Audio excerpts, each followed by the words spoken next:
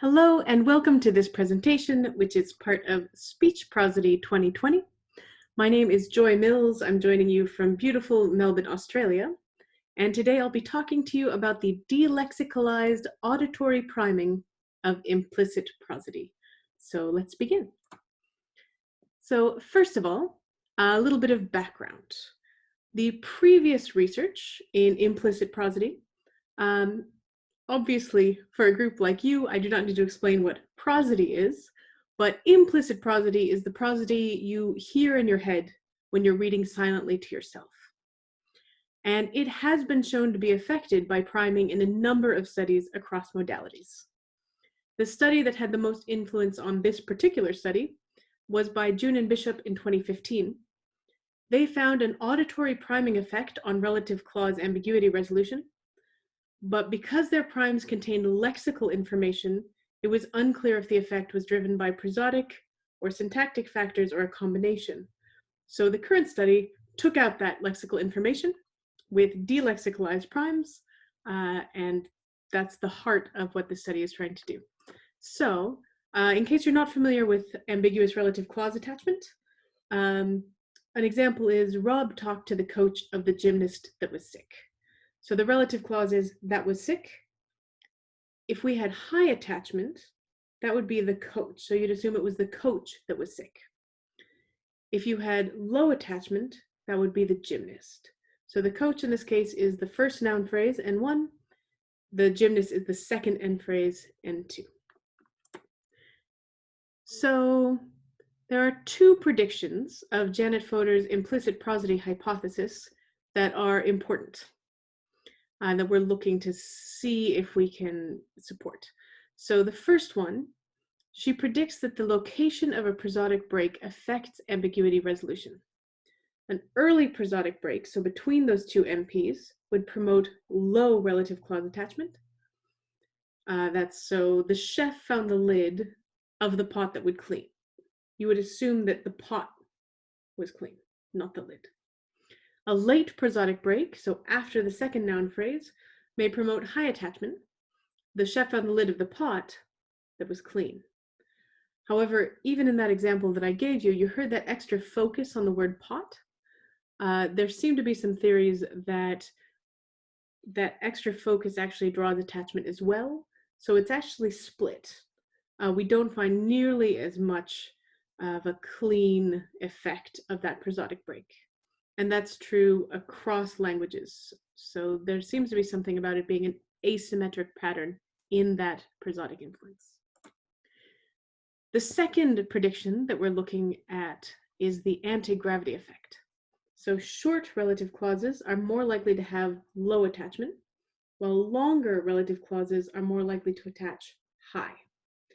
Fodor suggests that this is because very short relative clauses are unlikely to be preceded by a prosodic pause, and they're more likely to be integrated into the longer prosodic phrase. For example, Rob talked to the coach of the gymnast that was sick. That was sick is very short, it's only 3 syllables. It's going to get essentially lumped in with the gymnast that was sick.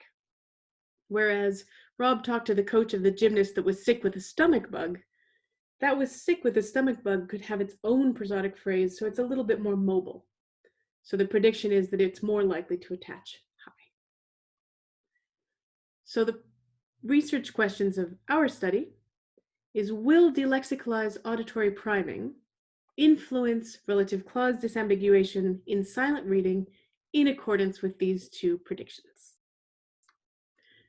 The visual stimuli we used, so the written sentences, were based on the target sentences used in June and Bishop in 2015.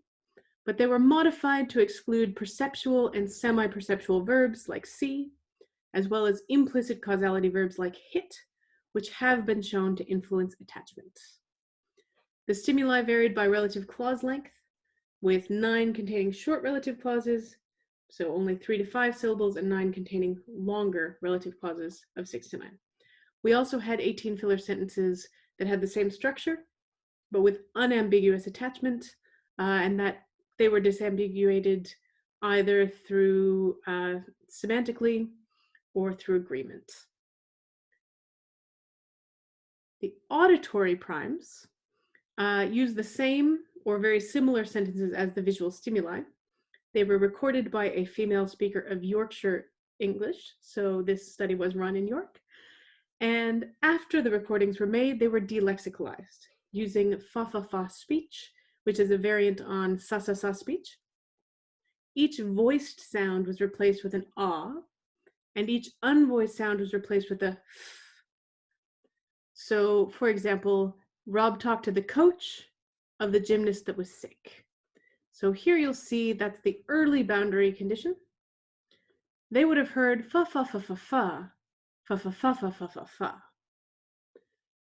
The figure B, you'll see a late boundary condition. Rob talked to the coach of the gymnast that was sick. Fa fa fa fa fa fa fa fa fa fa fa fa.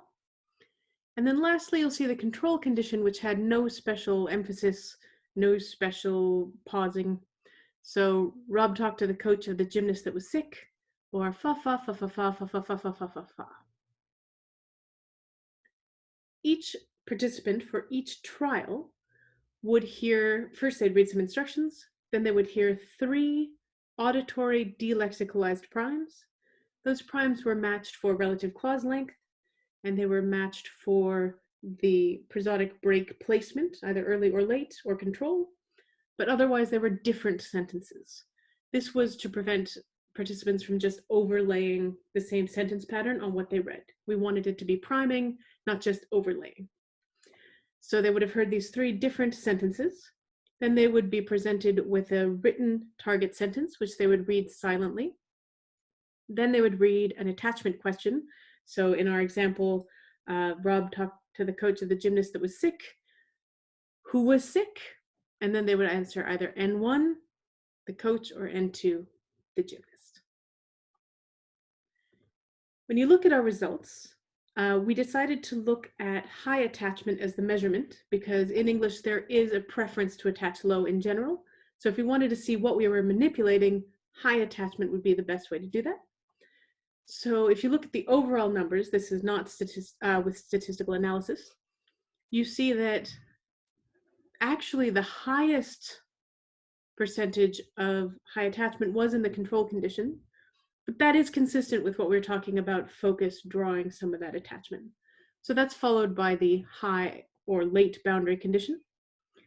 And we see that they're the least likely to attach high if they've heard that early boundary condition, which is meant to promote low attachment, just as we'd expected. And indeed, when we look at our mixed effect regression model, we find out that that difference is significant.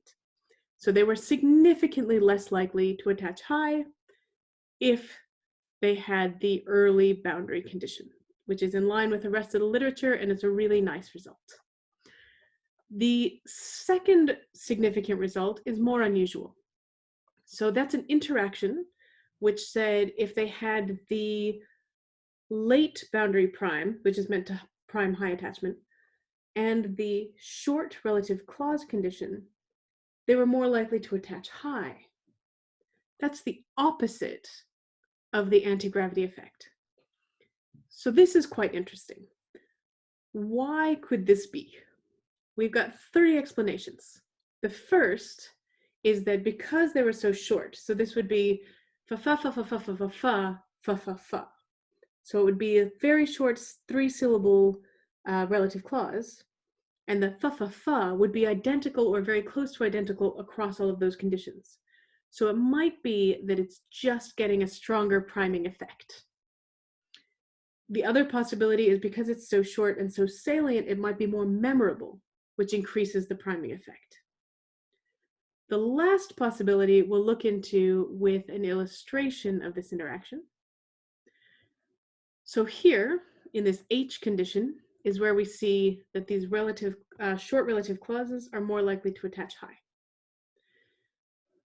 This is interesting, but it's possible that its statistical significance is actually driven by this control condition. In this control condition, over here on the right under C, you'll see a very strong anti-gravity effect, which is what we'd expect to see anyway, but only in the control condition.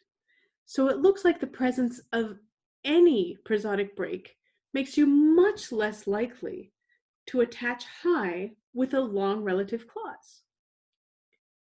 This is interesting, this is surprising, and it's possible that that's actually what's going on with this effect here.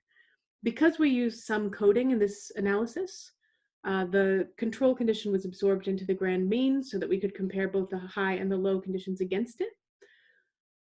So we don't actually have the significance of this particular interaction in our model, but clearly this is something that deserves further investigation in the future.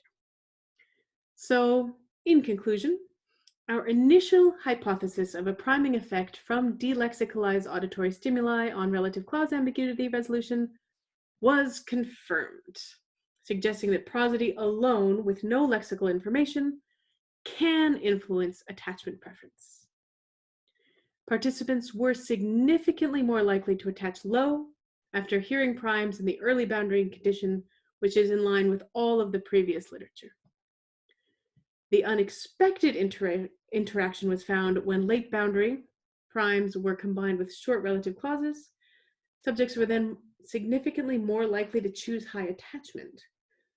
This seems to contradict the anti-gravity effect, but the significance may actually have been driven by the responses to the control condition.